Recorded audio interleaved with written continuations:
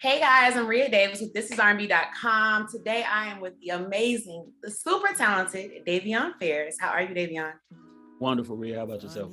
I'm great. So are you in LA? Yes, I am. We're up early at it. Right. Getting right to it. So I'm gonna jump right into it. So you come from an incredibly talented family. As you're talented yourself. Your brothers are D Smoke and Sir. What was your upbringing like? Like, what burst all this creativity and talent in one family?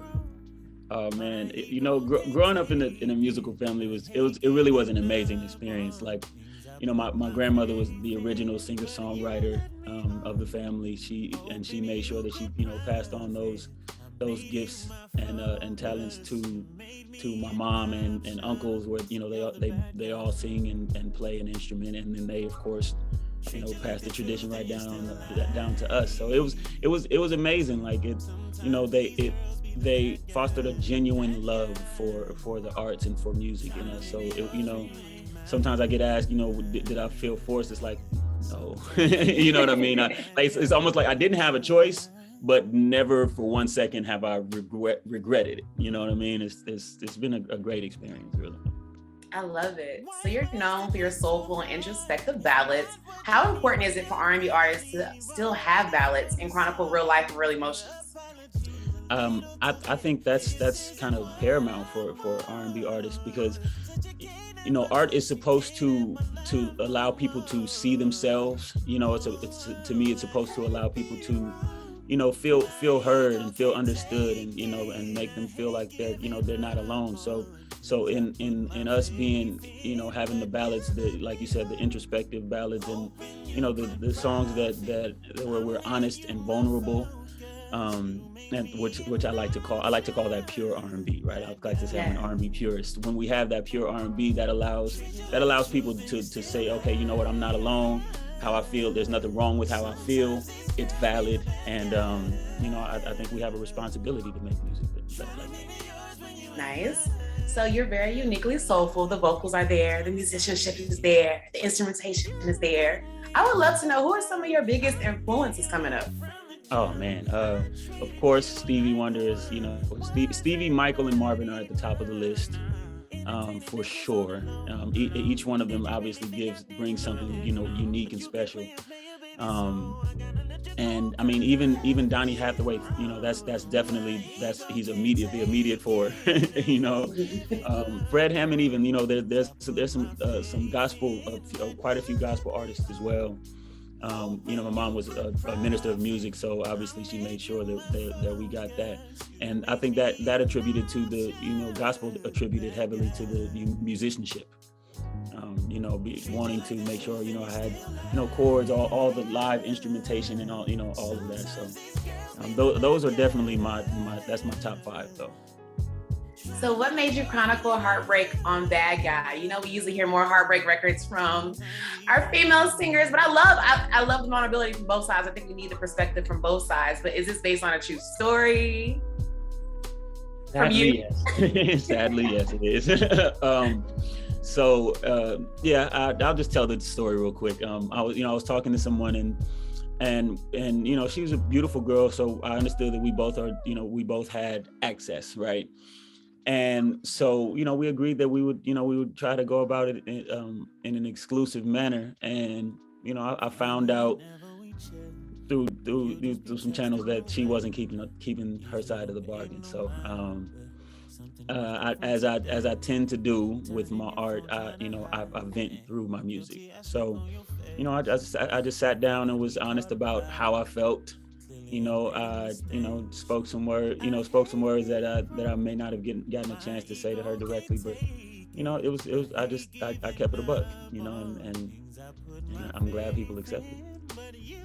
How does it feel to have gotten your music placed on Showtime's The Shy and BET's 20s? That's huge. That's actually very huge. I'm really appreciative. I'm sorry, to Lena and to Big Tank for taking a notice to the music. And Lena she's amazing. What she's doing for our community, for the Black community, for it's awesome to have that kind of representation. So it's an honor to work along with someone who's so, so dedicated to sharing our stories. And yeah, that's really how it feels. It's an honor. But that was my next question. It was like working with Lena and the joint venture between Grad Records and Def Jam. Man, it's I'm not even gonna lie. It's really been a dream because, to be seen. I always say this to them. I feel seen, heard, and supported. And that's obviously I've already said that's something that I like to do in my music. So I'm human, just like anybody else. I would like the same, the same type of thing. So just first, to like, Lena used this analogy with me that she got from Berry Gordy when she first heard "Make Love" on the Shy. She said, if you had $1 to buy a sandwich or the song, which one would you buy? And she said she'd go with the song every time. So just having that, her always just, keeping it a buck and saying, she's really behind the music and the art. It's been a great experience. So we've seen an incredible resurgence of R&B in the last couple of years. Cause I saw that you spoke on it about, that it was a time where it was like, some people felt like it was like defunct or on life support, a little shallow. But you've always been authentic to, as you said, pure R&B and real R&B. How did you feel in that time when R&B got a little interesting? Not even gonna lie to you. I continued to songwrite, but I used that time to get into acting. Like I studied at Tasha Smith's acting workshop for 4 years. Eventually, I ended up teaching the beginners class for a year. And it was actually a really dope experience, and I think it lent to the art and the way I make it now, because it in acting there's an honesty and vulnerability that you have to have in order to connect with the character that you're playing, so that you can so that it can be real and it can be honest. So I had to really tap in and learn myself, be honest with the things that I've, the lessons and things I've taken from past relationships, and now I'm able to really channel that, even more so into the music. So the talent has always been there, but sometimes it takes a long time sometimes for you to have that hit success moment. So you've stayed the path, been on the journey. So I think you said you got signed back in a publishing deal, like maybe around 2007, and then recently got signed. So how did you stay inspired, and what advice would you give to up and coming aspiring R&B artists? Man, so I stayed inspired because my roots in music it's a real love for it. It's not something that I decided, I want to just do this for a check.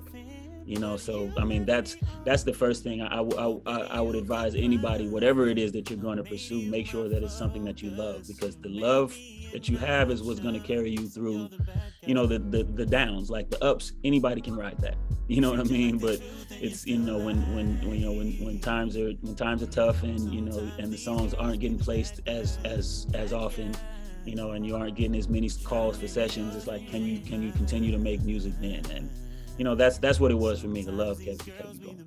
What's next for Davion? Are there any other endeavors that you would like to tap into? Right now I'm absolutely focused on the music. The EP release is coming out soon. We'll have another, third single and video coming out soon.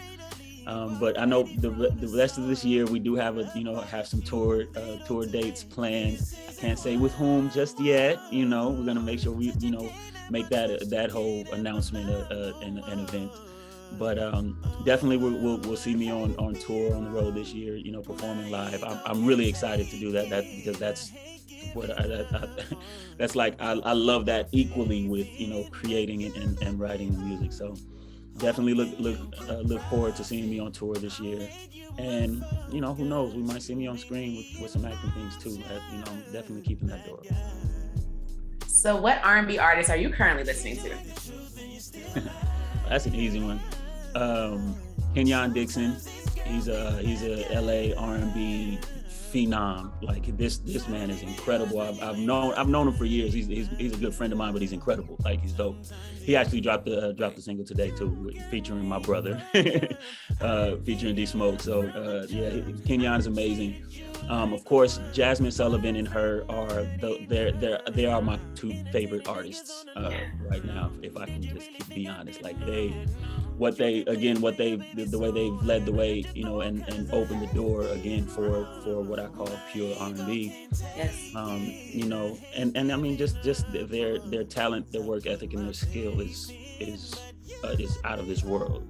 So you know, those are three that I'm definitely right. And Lucky Daye, I actually wrote on the project that he won a Grammy for. So you know, that was my first. It's kind of dope. You know what I mean? It's exciting. So man, I'm really heavily obviously into the R&B. So, but those are the artists. And my brother Sir, I'm excited for his project. I wrote on the last one. I got a couple on this new project as well. So yeah, those are really, that's like the core that I'm rocking with. I mean, there are so many more. Like R&B is really in a good space. You got Davion, you've got there's so many. Alex Isley, she's like one of my favorites. She just got, it's a lot. I could really talk about, you know, R&B for for a cool one. But yeah. So where can everyone find you? Where can everyone keep up with you? You can find me on all social media platforms. I am Davion F is my handle. On Twitter, on Instagram, on TikTok, which I'm just getting started. Triller, I'm just getting started as well. But you can find me everywhere at I am Davion F. Hi, I'm Rhea Davis with ThisisRnb.com. We had the amazing, talented Davion Farris join us today. See you next time, guys, on This Is R&B. All right. Giving up on things I put my faith in, but you let me on.